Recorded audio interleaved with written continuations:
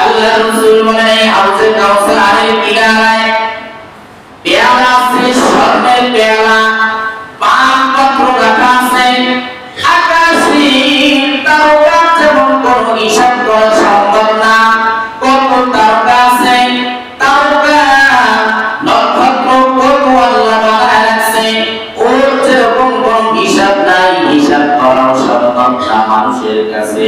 আল্লাহ রাসূল বলে আকাশের নক্ষত্র সম পরিমাণ পান পাত্র পেয়ালা হাউজে কাউসারের চতুর্পাশে রেখে দেওয়া আছে।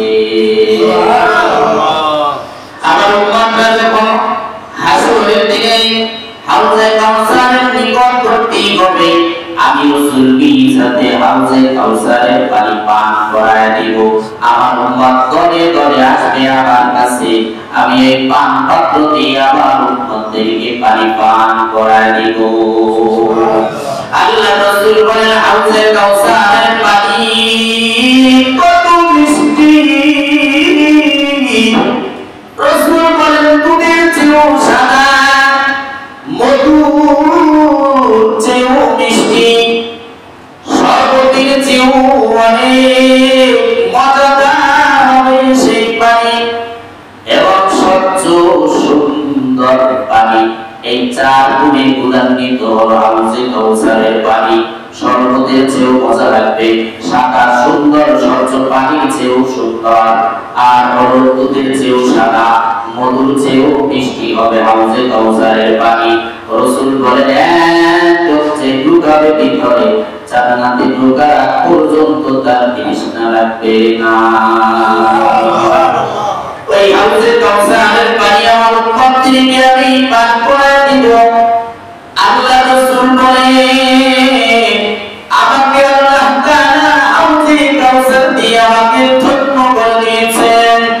যেই হাউজে কাউসার পয়গম্বর আদমকে আল্লাহ দেয় নাই, পয়গম্বর নূহকে হাউজে কাউসার আল্লাহ দান করেন নাই, পয়গম্বর ইব্রাহিম নবীকে হাউজে কাউসার আল্লাহ দান করেন নাই, পয়গম্বর ইসহাক আলাইহিস সালামকে হাউজে কাউসার আল্লাহ দেয় নাই, পয়গম্বর ইউসুফ আলাইহিস সালামকে হাউজে কাউসার আল্লাহ দান করেন নাই, পয়গম্বর ইয়াকুব আলাইহিস সালামকে হাউজে কাউসার দান করেন নাই, ওই হাউজে কাউসার পয়গম্বর ইসমাঈল আলাইহিস সালামকে দেয় নাই, ওই হাউজে কাউসার পয়গম্বর সুলাইমানকে আল্লাহ দান করেন নাই, ওই হাউজে কাউসার পয়গম্বর দাউদ নবীকে আল্লাহ দেয় নাই, ওই হাউজে কাউসার পয়গম্বর মূসা নবীকে আল্লাহ দান করেন নাই, ওই হাউজে কাউসার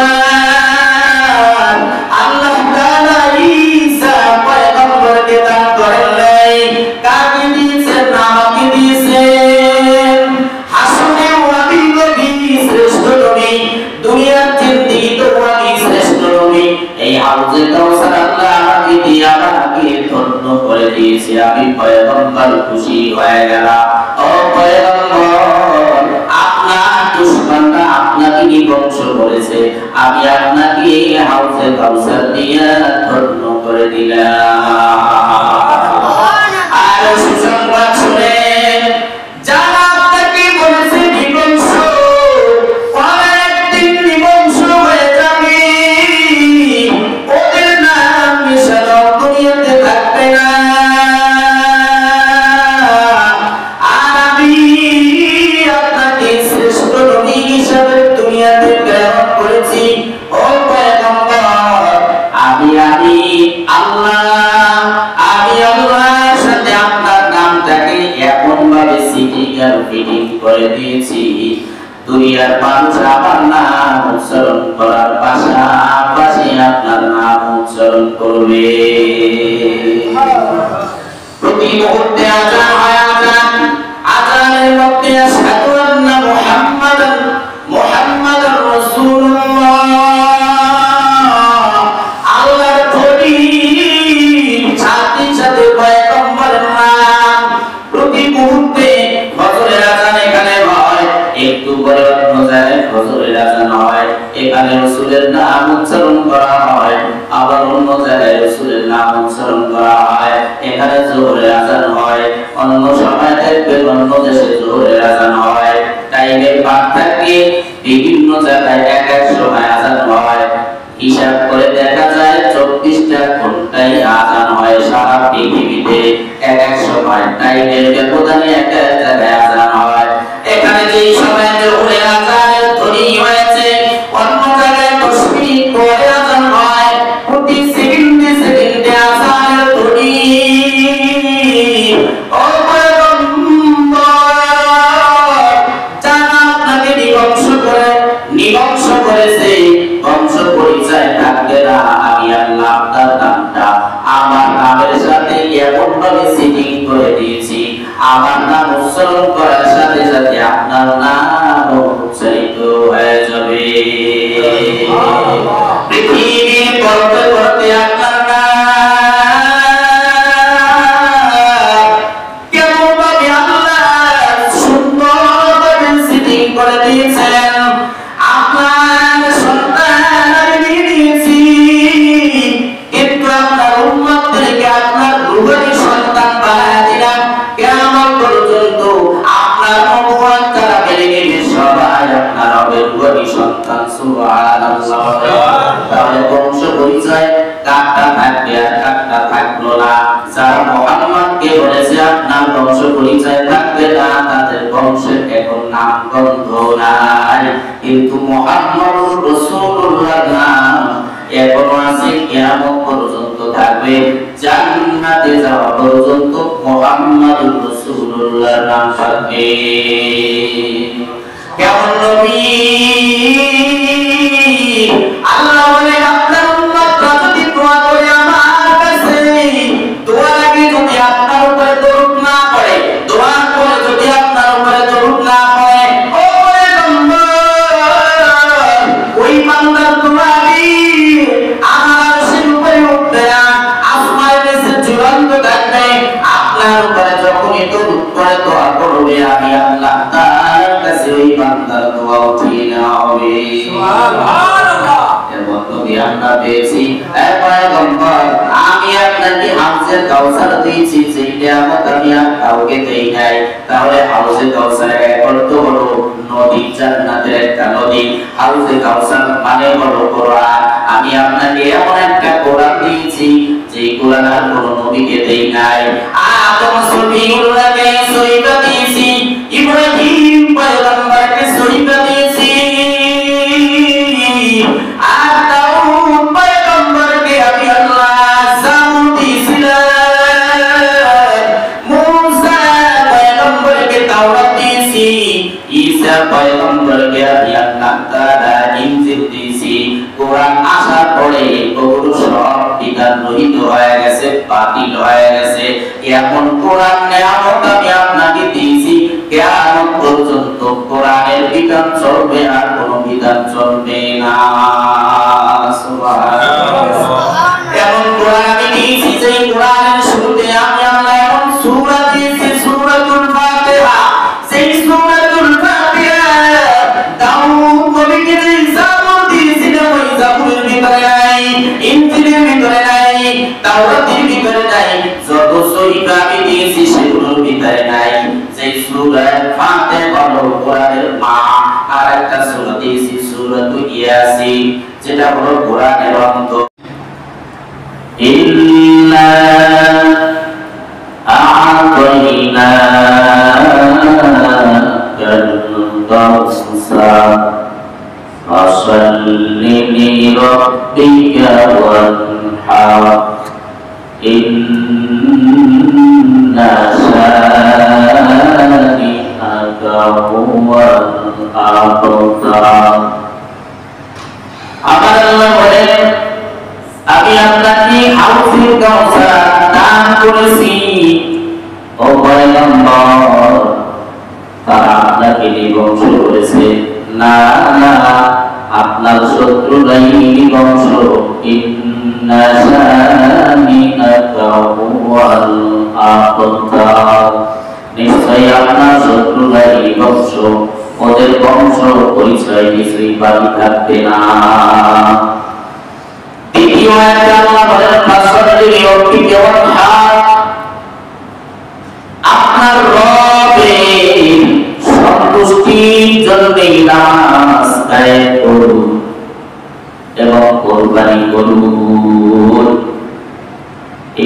সূরা কাউসারের অর্থ আল্লাহ প্রথম আয়াতে বলেছেন আমি আল্লাহ আপনাকে হাউজে কাউসার দান করেছি। আল্লাহ রাসূলকে যখন হাউজে কাউসার দান করার ঘোষণা দিলেন, আল্লাহ রাসূল সাহাবায়ে কেরামকে জিজ্ঞাসা করলেন আতাদুরুনা মান কাউসার, আমার সাহাবায়ে কেরাম তোমরা কি জানো হাউজে কাউসার কি জিনিস? সাহাবায়ে কেরাম বললেন আল্লাহ এবং আল্লাহর রাসূলই ভালো জানেন হাউজে কাউসার কি জিনিস। আল্লাহর রাসূল বলেন নারুম মিনাল জান্নাহ, হাউজে কাউসার হলো জান্নাতের একটা নদী। ওই নদীর ভিতরে দুনিয়ার যত কল্যাণ, পরকালে যত কল্যাণ, সব কল্যাণ এই পানির ভিতরে আছে। আল্লাহর রাসূল বলেন হাউজে কাউসার, কাউসার পানি হলো নদী এক অর্থ, কাউসারের তিন অর্থ, এক হলো জান্নাতের একটা নদী, কাউসারের আর অর্থ হলো কোরআন। অর্থাৎ আমি আল্লাহ আপনাকে কোরআন নামক নিয়ামত দিয়েছি।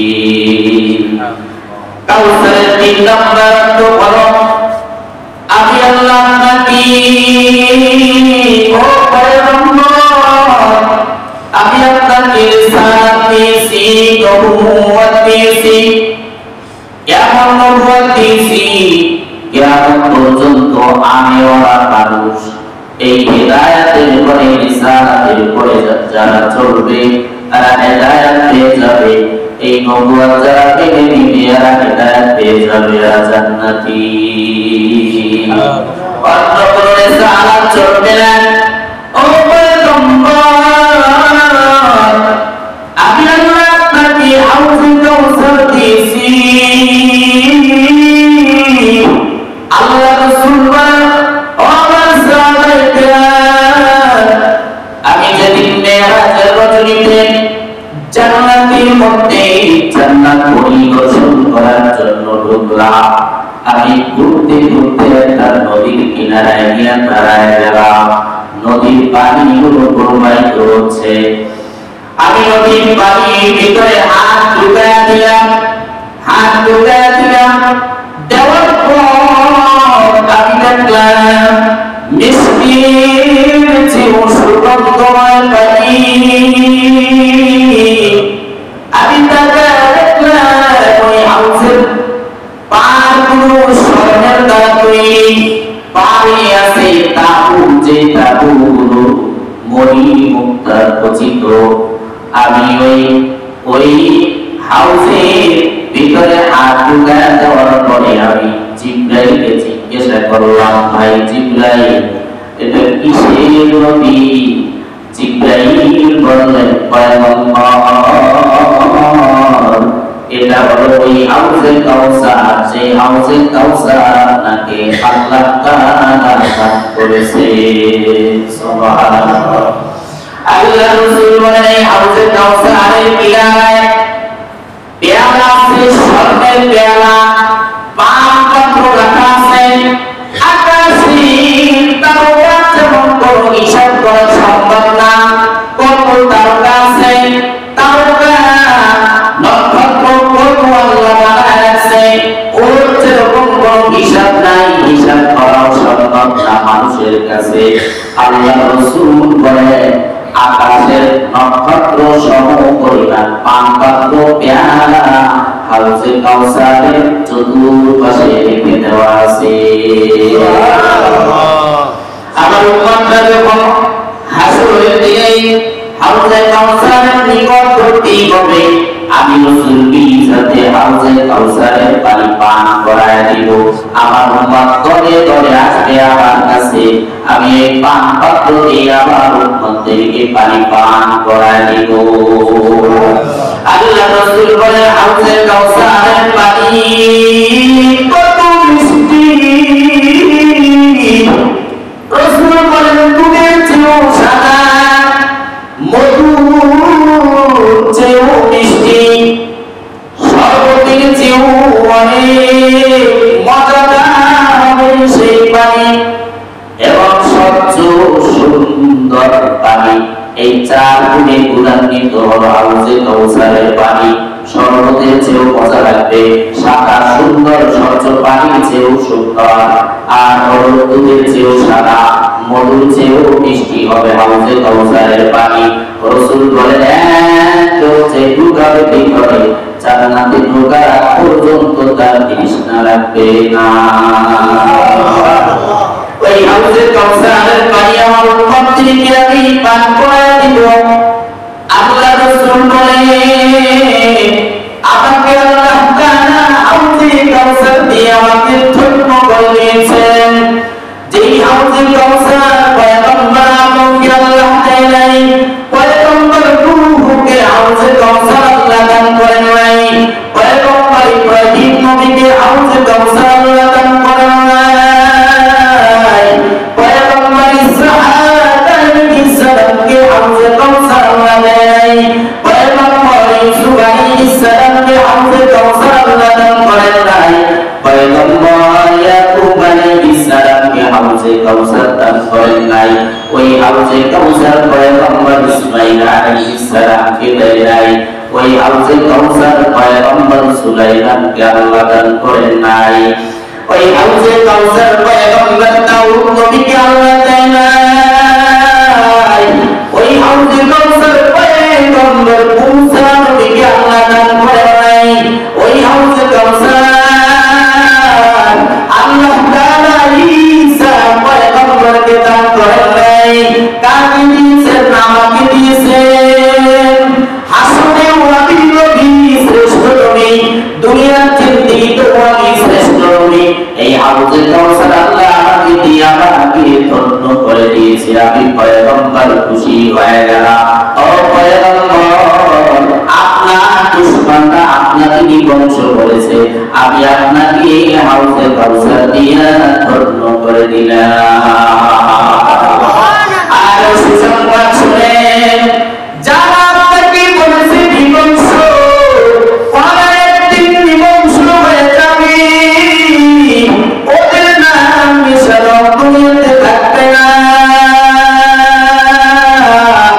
আর আমি আপনাকে শ্রেষ্ঠ নবী হিসাবে দুনিয়াতে প্রেরণ করেছি। ও পয়গম্বর, আমি আল্লাহর সাথে আপনার নামটাকে এমন ভাবে সিটিং আর ফিটিং করে দিয়েছি, দুনিয়ার মানুষ আমার নাম উচ্চারণ করার পাশাপাশি আপনার নাম উচ্চারণ করবে। প্রতি মুহূর্তে আযান হয়, আযানের মধ্যে আশহাদু আন্না মুহাম্মাদার রাসূলুল্লাহ,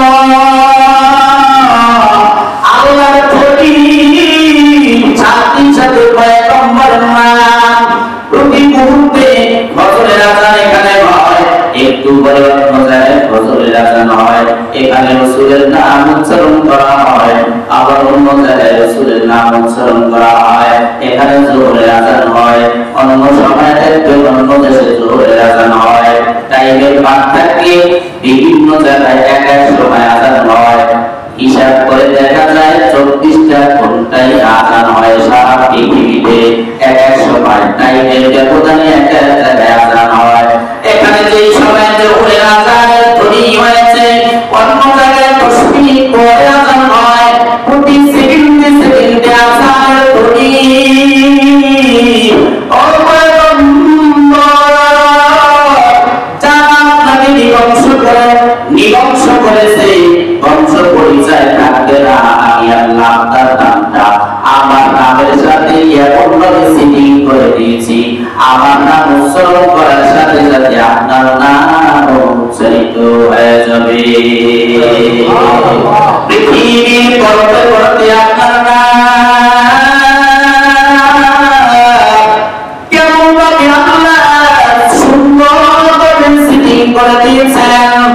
আপনার সন্তান আমি দিয়েছি, কিন্তু আপনার উম্মতদেরকে আপনার রূহানি সন্তান বানায় দিলাম। কিয়ামত পর্যন্ত আপনার নবুয়ত যারা মেনে নেবে সবাই আপনার হবে রূহানি সন্তান। সুবহানাল্লাহ। তাহলে বংশ পরিচয় কাকটা থাকবে আর কাকটা থাকলো না। যারা মুহাম্মদকে বলেছে আপনার বংশ পরিচয় থাকবে না, তাদের বংশের এখন নাম গন্ধ নাই। কিন্তু মুহাম্মদুর রাসূলুল্লাহ নাম এখনো আছে, কিয়ামত পর্যন্ত থাকবে, জান্নাতে যাওয়া পর্যন্ত মুহাম্মদুর রাসূলুল্লাহ নাম থাকবে। কেমন নবী? আল্লাহ বলেন আপনার উম্মতরা যদি দোয়া করে আমার কাছে, দোয়া লাগে যদি আপনার উপরে দরুদ না করে, দোয়া করে যদি আপনার উপরে দরুদ না করে, ও পয়গম্বর ওই বান্দার দোয়া আমার আরশের উপরে উঠবে না, আসমানের নিচে ঝুলন্ত থাকবে। আপনার উপরে যখনই দরুদ করে দোয়া করবে, আমি আল্লাহ তাআলার কাছে ওই বান্দার দোয়া উঠিয়ে নেওয়া হবে। সুবহানাল্লাহ। এর মধ্যে আমরা পেয়েছি পয়গম্বর আমি আপনাকে হাউজে কাউসার দিয়েছি, যেটা আমি কাউকে দেই নাই। তাহলে হাউজে কাউসারের কত বড় নদী, জান্নাতের একটা নদী। হাউজে কাউসার মানে হলো কোরআন। আমি আপনাকে এমন একটা কোরআন দিয়েছি যে কোরআন আর কোন নবীকে দেই নাই। আদম সফিউল্লাহকে সহিবা দিয়েছি, ইব্রাহিম পয়গম্বরকে সহিবা দিয়েছি, আর দাউদ পয়গম্বরকে আমি আল্লাহ জাবুর দিয়েছিলাম, মুসা পয়গম্বরকে তাওরাত দিয়েছি, ঈসা পয়গম্বরকে আমি আল্লাহ তাআলা ইনজিল দিয়েছি। কোরআন আসার পরে ওগুলো সব বিধান রহিত হয়ে গেছে, বাতিল হয়ে গেছে। এমন কোরআন নিয়ামত আমি আপনাকে দিয়েছি, কিয়ামত পর্যন্ত কোরআনের বিধান চলবে, আর কোনো বিধান চলবে না। সুবহানাল্লাহ। এমন কোরআন আমি দিয়েছি যে কোরআনের শুরুতে আমি আল্লাহ এমন সূরা দিয়েছি, সূরাতুল ফাতিহা। সেই সূরাতুল ফাতিহা দাউদ নবীকে জাবুর দিয়েছিলাম, ওই জাবুরের ভিতরে নাই, ইনজিলের ভিতরে নাই, তাওরাতের ভিতরে নাই, যত সহিফা আমি দিয়েছি সেগুলোর ভিতরে নাই। সেই সূরা ফাতিহা হলো কোরআনের মা। আর একটা সূরা দিয়েছি সূরাতুল ইয়াসিন, যেটা হলো কোরআনের অন্তর। আল্লাহ রাসূল বলেন কেমন সূরা আমাকে আল্লাহ দিয়েছে, মুমূর্ষু ব্যক্তির পাশে বসে যদি সূরাতুল ইয়াসিন পাঠ করে, ওই ব্যক্তি ইন্তেকালের পরে সূরা ইয়াসিন পাঠ করার ফজিলত হলো। যেহেতু তার মৃত্যুর আগে তার পাশেই বসে সূরা ইয়াসিন পাঠ করা হয়েছে। মৃত্যুর পরে ওই বান্দার মৃত্যুর পরে তার জানাজার ভিতরে এত ফেরেশতা আসমান থেকে হাজির হয়। রাসূল বলেন সূরা ইয়াসিনের ভিতরে যত অক্ষর আছে তত ফেরেশতা তার জানাজায় হাজির হয়ে যায়। সুবহানাল্লাহ। কেমন কোরআন আমি আল্লাহ আপনাকে দিয়েছি, এই কোরআন যেই উম্মত বুকে ধারণ করবে ওই উম্মতগুলোও দামি হয়ে যাবে। হাউজে কাউসারের কত বড় রিসালাত, আমি আল্লাহ আপনাকে এমন রিসালাত দিয়ে পাঠাইছি যেই রিসালাত যারা গ্রহণ করবে তারা হেদায়েত পেয়ে যাবে। সুবহানাল্লাহ। আজকে এমন মানুষ আছে যারা এই রিসালাত মানে না, মুহাম্মদ সাল্লাল্লাহু আলাইহি ওয়াসাল্লাম জানিয়ে আসছে এটা মানতে চায় না, বলে মুহাম্মদ জানিয়ে আসছে এটা নিজের বানানো ধর্ম, নাউযুবিল্লাহ বলে। অথচ আল্লাহ বলেছেন মা আতাকুমুর রাসূলু ফাখুযু ওয়া মা নাহাকুম আনহু ফান্তাহু।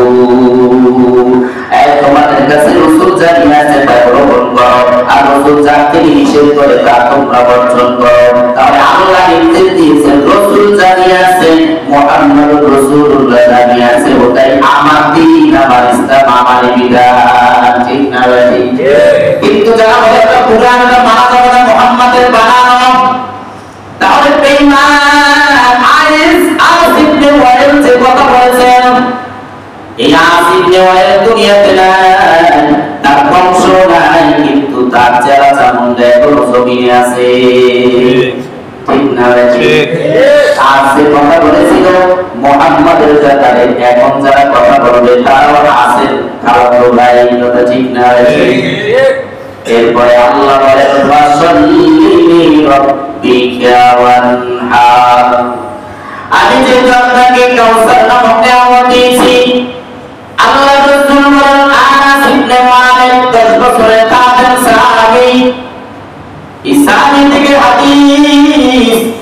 আল্লাহ রাসূল বলেন আমি যখন হাউজে কাউসারের নদী পানির ভিতরে হাত ঢুকে চেক করলাম, বলবেন দুনিয়াতে মানুষকে যখন খাবারের আয়োজন করা হাজার হাজার মানুষের, তখন ভিড় লাগে, ঠেলা ফেলে লাগে, ধাক্কা ধাক্কি লাগে, এমনকি মানুষও মারা যায়, কথা ঠিক না ঠিক? হাউজে কাউসার তো পানি যে পান করবে, কত মানুষ কত উম্মাত পান করবে। আল্লাহ রাসূল বলেন আদম থেকে নিয়ে ঈসা পয়গম্বর পর্যন্ত যত নবী আছে, আর যত নবীর উম্মাত দুনিয়াতে আসছে, অর্থাৎ যত নবী, এই উম্মাতরা যেই মানুষগুলো ওই নবীদের প্রতি ঈমান আছে, ওই সব উম্মাতের যদি এক পাশে রাখা হয়, আর আমার রাসূল বলেন যে আমার উম্মতদের যদি এক পাশে রাখা হয়, আমি পয়গম্বরের উম্মত অনেক বেশি হয়ে যাবে। তাই আমার উম্মত হবে সব নবীদের উম্মতের চেয়ে অনেক গুণ বেশি। এই উম্মতটাই হাউজে কাউসার পান করার জন্য যখন আসবে, ঠেলাঠেলি রাখবে, ঠেলাঠেলির কোনো প্রশ্নই আসে না। আকাশের নক্ষত্র সমতুল্য পেয়ালা সেখানে রাখা আছে। একটা উদাহরণ দিলে বুঝবেন, যেমন এখানে একটা বাতি, যদি বিদ্যুতের বাতি আছে, বিদ্যুতের বাতি এখানেও আছে, আবার মনে করেন সাদা ওই দিকেও আছে, একই লাইট, বিদ্যুতের লাইট। এখানে যদি সুইচ টিপ দেওয়া হয়, এখানে বাতিটা যেভাবে একই সময় জ্বলবে, এই লাইটটা যতদূর পর্যন্ত বিদ্যুতের দেওয়া হয়েছে, সুইচ দিতে দেরি, সব বাতিগুলা একই সময় জ্বলতে দেরি নাই। ঠিক আছে? দুনিয়ার মানুষের ক্যাপাসিটি যদি বিদ্যুতের লাইন দেওয়ার সাথে সাথে লাইন যত দূর পর্যন্ত দেওয়া হয়েছে, একই মুহূর্তে যদি বাতিগুলো জ্বলে যায়, আমার রাসূল বলেন হাউজে কাউসারের পানি ওই কূপের পাশে যে পেয়ালাগুলো রাখা আছে, ওই পেয়ালা দিয়ে উম্মতরা আসবে, বলে বলে আসবে, হাজার হাজার লক্ষ লক্ষ সহস্র উম্মতরা আসবে।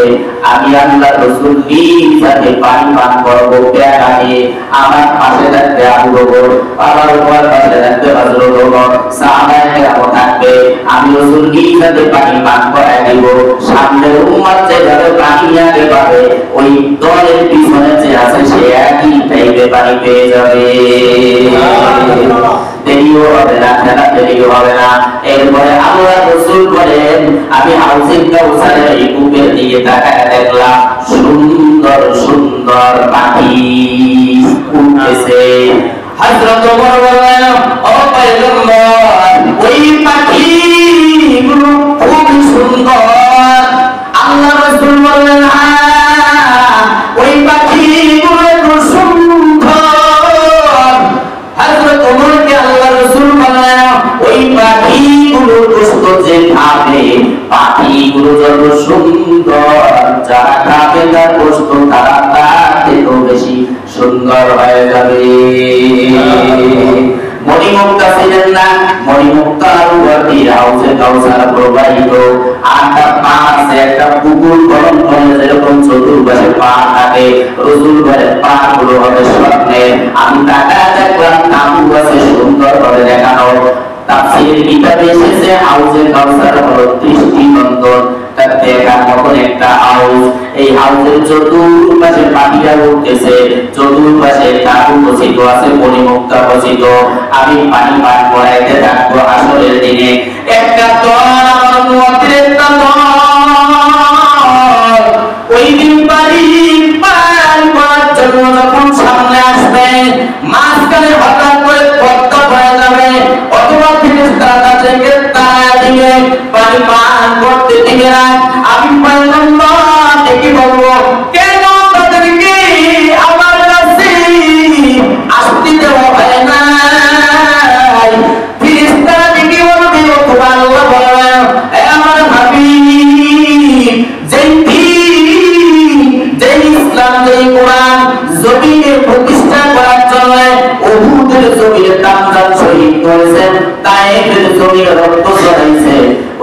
থেকে আসার পরে আপনি যখন দুনিয়া থেকে বিদায় হয়ে গেছেন, আপনারে যখন আমি দুনিয়া থেকে বিদায় করে নিয়ে আসছি, একদল মানুষ আপনার ইসলাম মানে নাই, বরং ইসলামের নামে বেদাত করেছে।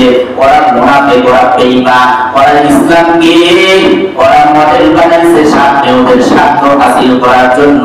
প্রকৃত অর্থে ওদের অন্তরের ভিতরে ইসলামের কোনো মহব্বত ছিল না, ভালোবাসা ছিল না। ওরা হলো মুনাফিক, ওরা হলো বেদাতি। তখন আল্লাহ রাসূল বললেন, সুবহান, দূর হয়ে যায় তোরা পাপিষ্ঠ, যে ইসলামের জন্য রক্ত জমিন করেছি, ওই ইসলাম তোমাদের কাছে যাওয়ার পর আমার সুন্নাত বিসর্জন দিয়েছ নাই, বরং ইমাম সাহেব যদি সঠিক কথা বলছে ইমামদের নিয়ে ঠাট্টা করেছো। আমার সুন্নাতের কথা যখন বলছে আমার সুন্নাতের বিরোধিতায় লিপ্ত হয়েছ, ইমামের বিরুদ্ধে ষড়যন্ত্রে লিপ্ত হয়েছ। ওই জগন্নাথ বিশ্ববিদ্যালয় ইমাম সাহেব সত্য কথা বলার কারণে নারী পুরুষ শিক্ষার্থীরা একাত্র হয়ে মসজিদের ভিতরে মিটিং সিটিং করছে, ইমাম প্রতিবাদ জানানোর কারণে ইমামের চাকরি নাই। হাসরের দিনে এরা ধরা খাইবে, এরা হাউজে কাউসারের পানি পাবে না। আল্লাহ রাসূল বললেন, তোরা দূর হয়ে যা, তোদের কপালে হাউজে কাউসারের পানি নাই। এরপরে দেখবেন মাথার পূজারি একটা আছে, ওরা মাথায় গিয়ে সিজদাতে বাবাকে যত ভক্ত করে, বাবার নাম যত উচ্চারণ করে, ততটা নাম আল্লাহর নেয় কথা ঠিক না? এমন মাথার পূজারি ভণ্ড আছে দেখবেন, কথায় কথায় গালি দেয়। রাসূলেও ওরা গালি দিতে ভুল করে না, আলেমদের তো ওরা গালি দেয়, মাথায় গিয়ে ওরা সিজদা দেয়। হাসরের দিনে ওরা হাউজে কাউসারের পানি পাবে না। কারণটা কি দলিল শুনে যা, যারা মাথার পূজা করেন, যারা মাথায় গিয়ে সিজদা দেয়, এদের ব্যাপারে আল্লাহ তাআলা বলেছেন, ফাসাল্লি লিরাব্বিকা ওয়ানহার। আল্লাহ বলেন, হাবিব আমি আপনাকে হাউজে কাউসারের নিয়ামত দিয়েছি, এই নিয়ামতের শুকর আদায় করতে আপনার রবের সন্তুষ্টির জন্য নামাজ আদায় করেন, আর আপনার রবের সন্তুষ্টির জন্য কুরবানি করুন। দুইটা নির্দেশ দিয়েছেন সূরা কাউসারের ভিতরে, তিনটা আয়াত, সর্বছোট সূরা, সবার থেকে ছোট সূরা, মাত্র 3 আয়াত। 3 আয়াতের ভিতরে 4টা বিষয় নিয়ে আলোচনা। প্রথম আয়াতে হাউজে কাউসারের, দ্বিতীয় আয়াতের মধ্যে আল্লাহ বলেন, আমি যেহেতু আপনাকে হাউজে কাউসার দান করেছি হাবিব, আপনি শুকর আদায় করে আপনি নামাজ আদায় করেন আপনার রবের নামে, তাহলে সিজদা দিতে হবে কার সন্তুষ্টির জন্য? নাকি বাবার কদমে? কথা কয় না? হ্যাঁ, পীরের দরবারে গিয়ে সিজদা দিবেন না, পীরের মাথায় গিয়ে সিজদা দিবেন না। আল্লাহ বলে আপনার রবের সন্তুষ্টির জন্য নামাজ আদায় করেন। নামাজের ভিতরে সিজদা আছে না নাই? তাহলে সিজদা দিতে হবে কার সন্তুষ্টির জন্য? কার কুদরতি কদমে? ও আমার হাবিব, আপনাকে আমি হাউজে কাউসার দিয়েছি, নিয়ামতের শুকর আদায় করে আপনি আপনার রবের সন্তুষ্টির জন্য নামাজ আদায় করেন। মজার কথা বলি শুনেন, ইহুদি খ্রিস্টানদের মধ্য থেকে খ্রিস্টানরা ঈসা পয়গম্বরকে ভক্তি করতে করতে করতে করতে আল্লাহ গোলা বানায়, আল্লাহর ছেলে বানায় শিরিক করে ফেলছে। ইহুদিরা উযাইর আলাইহিস সালামকে ভক্তি করতে করতে আল্লাহর ছেলে বানাইছে। আল্লাহ বলেন, এরা দুইজনই বাতিল, দুইজনই জাহান্নামে যাবে যদি ঈমান না আনে। আর একটা তো মুসলমানের মধ্যে আছে, ওরা মাজারে গিয়ে পীরকে ভক্তি করতে করতে করতে পীরের কদমে সিজদা দেয়, আবার পীরের নামে ওরা পশু জবাই করে। ইহুদিরা যেরকম আল্লাহর নামে, আবার ওরা আল্লাহর সাথে উযাইরকে যেরকম ওরা শরীক স্থাপন করে নিয়েছে, খ্রিস্টানরা ঈসা পয়গম্বরকে যেরকম আল্লাহর ছেলে বানিয়ে শিরিক করে ফেলছে। এই মাজার পূজারীরাও তার বাবার নাম জপতে জপতে আল্লাহর সাথে শিরিক করে ফেলছে। কথা ঠিক না? এই তিন দল জাহান্নামে যাবে, হবে, এতে কোনো সন্দেহ নাই। আল্লাহ তাআলাই বিধান দিয়েছেন ফাসাল্লি লিরাব্বিকা ওয়ানহার। আমার হাবিব আপনাকে হাউজে কাউসার আমি দিয়েছি, এই হাউজে কাউসার পাওয়ার পর আপনি শুকর আদায়াতে আমার কুদরতি কদমে সিজদা দিয়ে নামাজ আদায় করেন।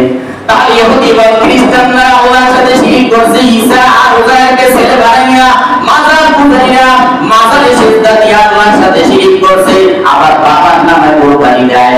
আল্লাহ বলেন আমার নামে কুরবানি দেওয়া আমার হাবিব আমার সন্তুষ্টি চিত্তে আমার নামে কুরবানি করে। তাহলে কুরবানি দিতে হবে কার নামে? আমরা বলি আমার নামে কুরবানি দেন, আমরা কি বলি হুজুর আমার নামে জবাই দেন। এটা সম্পূর্ণ ভুল কথা।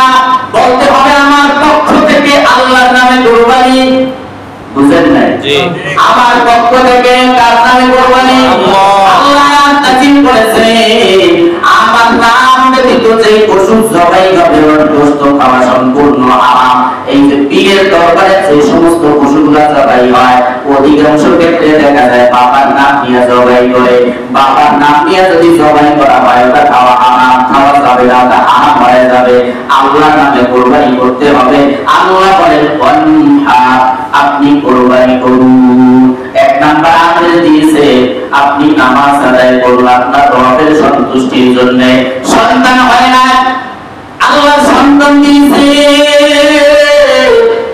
এরপরে বাবার দরবারে গিয়ে বলে বাবা তোমার কাছে সন্তান চেয়েছিলাম, একটা হইছে, অনেক শুকরিয়া। আছে না নাই?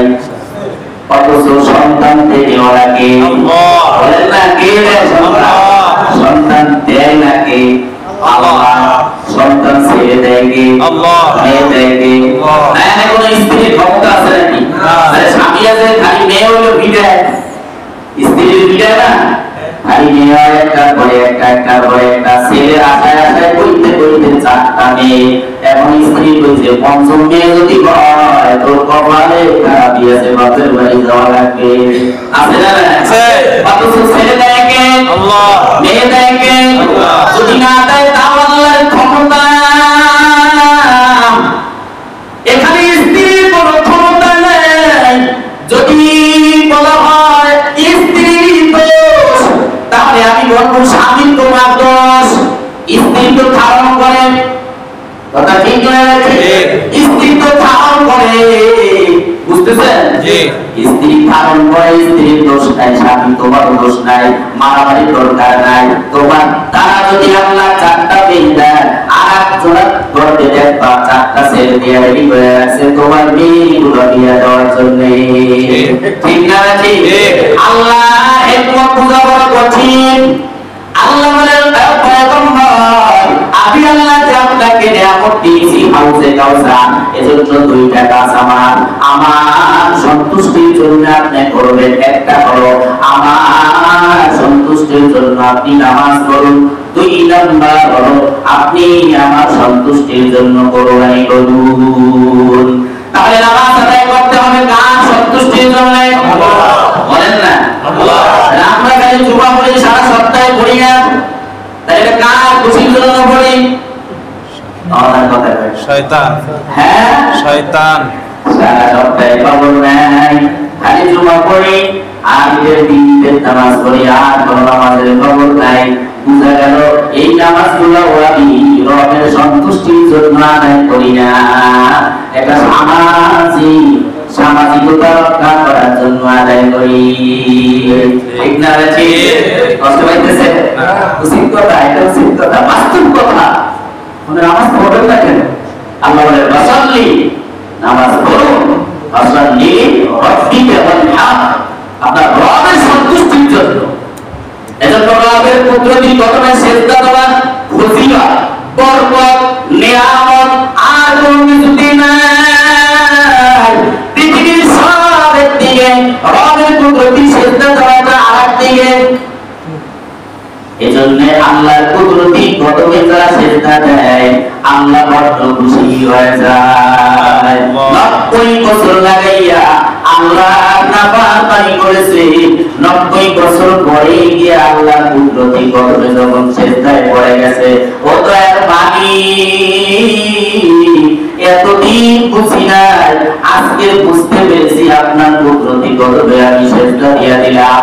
আল্লাহ বড় খুশি হয়ে বলে, বান্দা যা, তোর 90 বছরের গুনাহ আমি ক্ষমা করে দিলাম। 70 বছর লাগাইয়া সূরা ইয়াসিনের ভিতরে ঘটনা এসেছে। 70 বছর পূজা করেছেন কুষ্ঠ রোগী হাবিবে নাজ্জার, যার নাম। নবীরা এসেছেন দাওয়াত দেওয়ার জন্য, দেখা হয়েছে হাবিবে নাজ্জারের সাথে। সূরা ইয়াসিনের 3য় পৃষ্ঠায় শেষের দিকে আল্লাহ ঘটনা এনেছেন। এই যারা বলেন যে আল্লাহ ওয়ালাদের ঘটনা এটা বিশ্বাস করা যাবে না, আমি কোরআনও মানে না, হাদিসও মানে না, কথা ঠিক না বেঠিক? একজন মুসলমান ভাই আছে যারা আল্লাহ ওয়ালাদের ঘটনা পছন্দ করে না, অথচ আল্লাহ নিজেই আল্লাহ ওয়ালাদের ঘটনা বর্ণনা করেছেন। আপনি সূরাতুন নামল খুলবেন, সেখানে পয়গম্বর সুলাইমান আলাইহিস সালামের ঘটনা পাবেন। ওই ঘটনার ভিতরে এসেছে পয়গম্বর সুলাইমান সব মন্ত্রীদের তিনি বসে আলোচনা করতেছেন।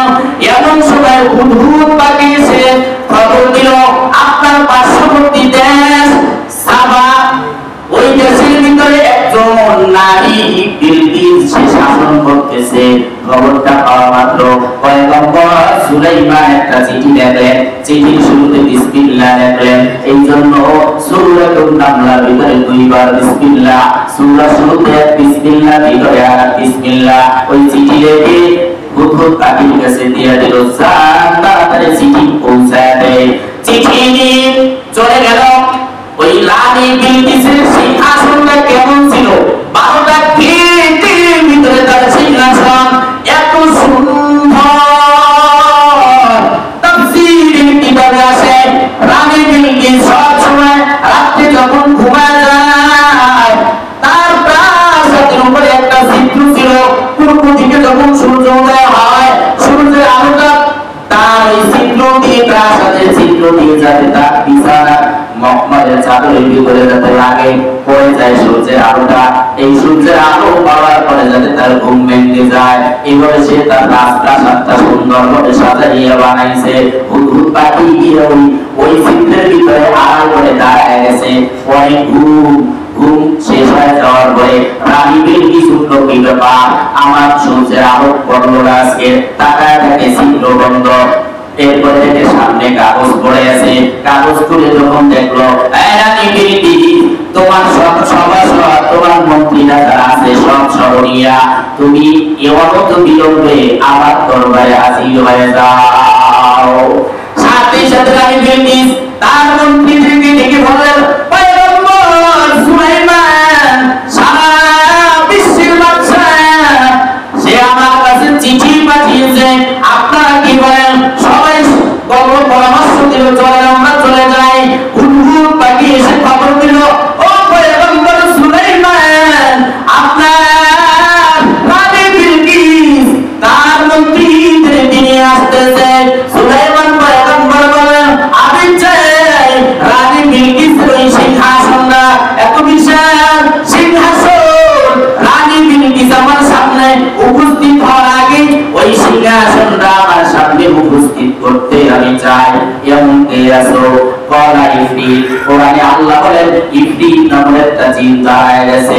দাঁড়ায় বলতেছে, পয়গম্বর সুলাইমান, ওই সিংহাসন আমি এনে দিতে পারবো মুহূর্তের মধ্যে। পয়গম্বর সুলাইমান বললেন, সময় কত?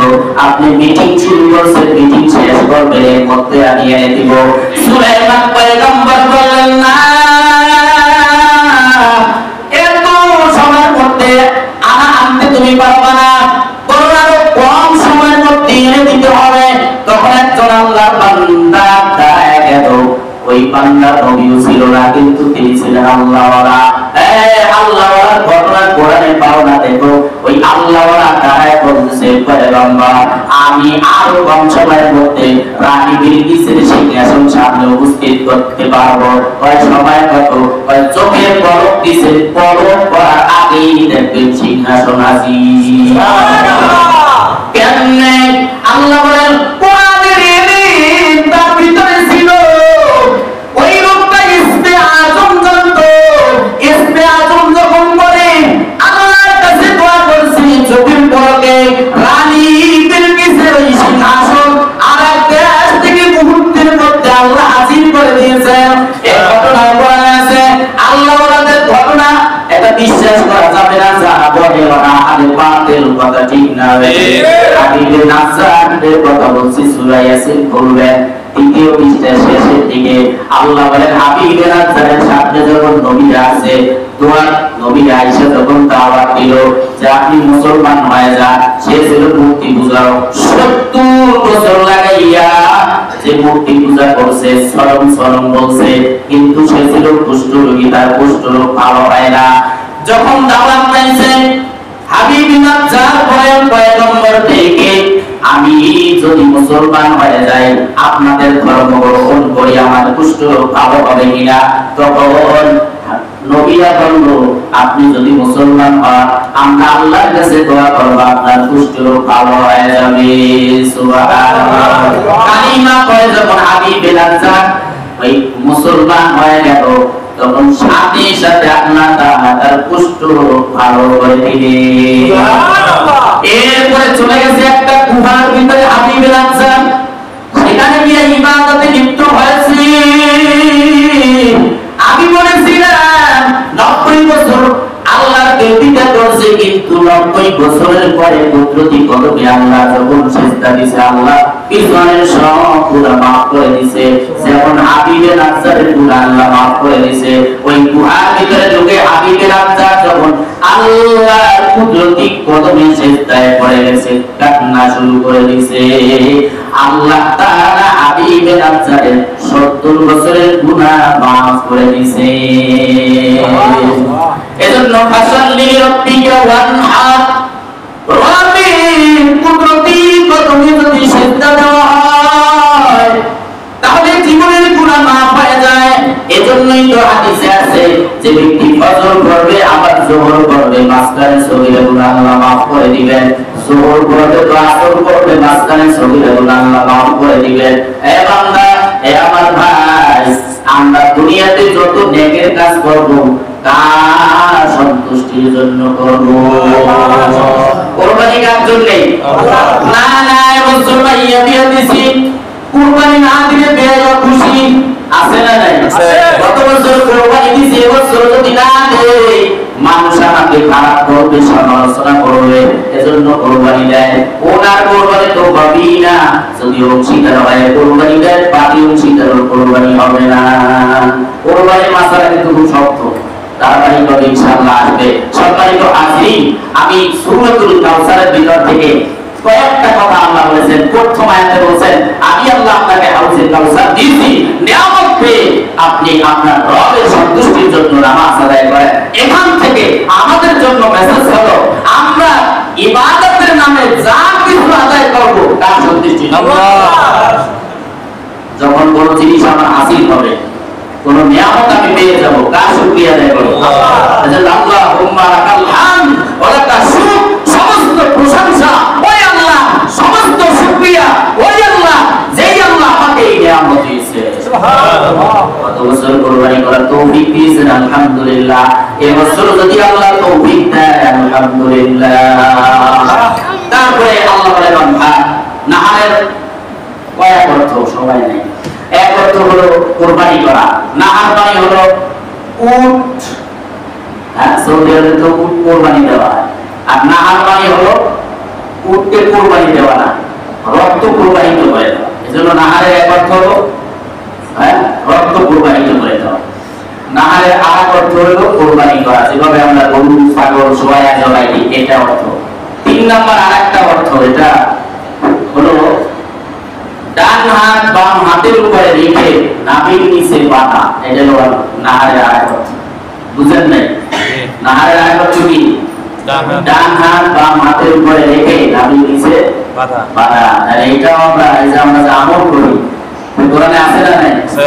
কথা বলেন না কেন? আছে না নাই? তাহলে আমাদের আমল বাতিল বাতিল বাতিল বাতিল যারা বলে ওরা সুন্নত করে না, নকল করে না। ঠিক না ভাই? ঠিক। ওরা সুন্নত করে না, নকল করে না। আমাদের আমল বাতিল করতে করতে নিজের আমলের খবর নাই।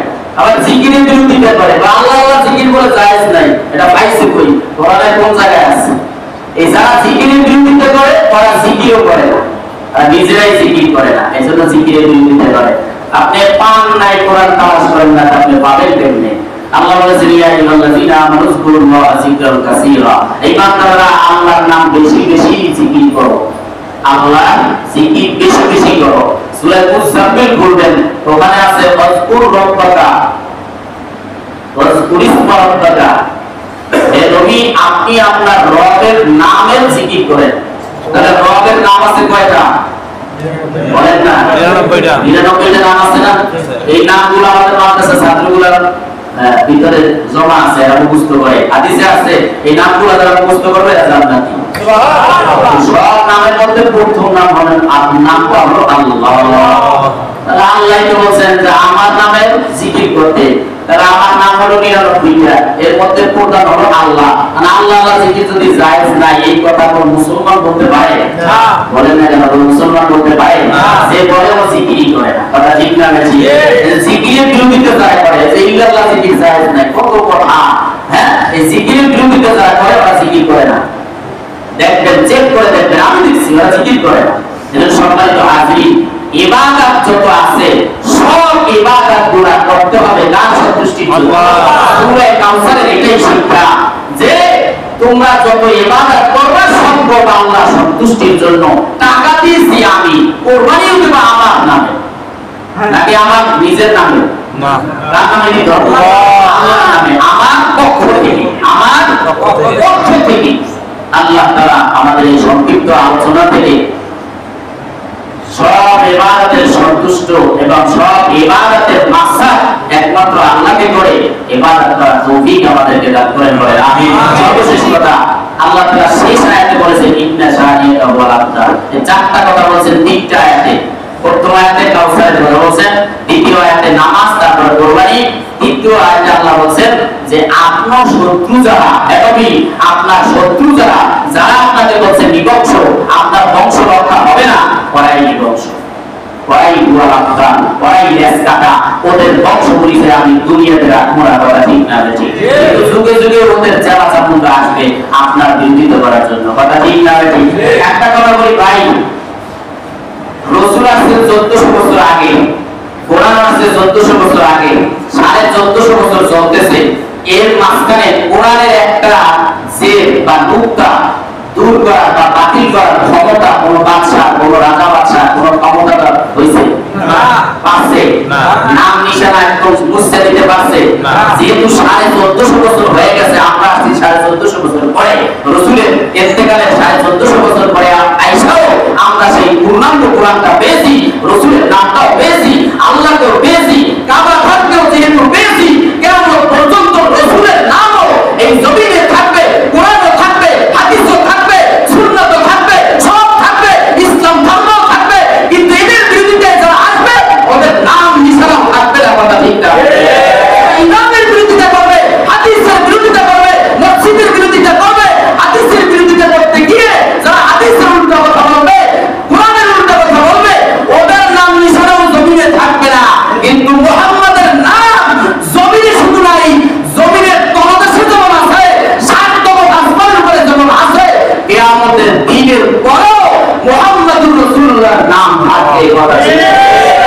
সুতরাং যারা মুহাম্মাদুর রাসূলুল্লাহর নবুয়ত মেনে নিবে, রিসালাত মেনে নিবে, মুহাম্মাদুর সাল্লাল্লাহু আলাইহি সাল্লামের আনিত কোরআন, আল্লাহর দেওয়া কোরআন যারা মেনে নিবে, এদের সঙ্গী হবে মুহাম্মাদুর রাসূলুল্লাহ সাল্লাল্লাহু আলাইহি ওয়াসাল্লাম। আর যারা এর বিরোধিতা করবে, এদের আসর হবে ফিরাউনের সাথে, ওই আস ইবনে ওয়াইলের সাথে, কাব ইবনে আসহাবের সাথে, যারা সব সময় মুহাম্মাদের শত্রুতায় লিপ্ত ছিল। কথা ঠিক না?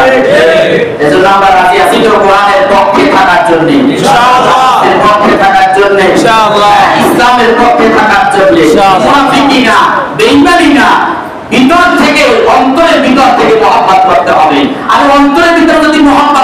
তাহলে বাহিরে দেখা যাবে যে না ঠিক আছে, কথা ঠিক আছে। আল্লাহ তাআলা কোরআন এবং সুন্নাহ বুঝে আমল করার তৌফিক দান করে। আমিন। বাকি আলোচনা ইনশাআল্লাহ আগামী জুমায় হবে। আল্লাহ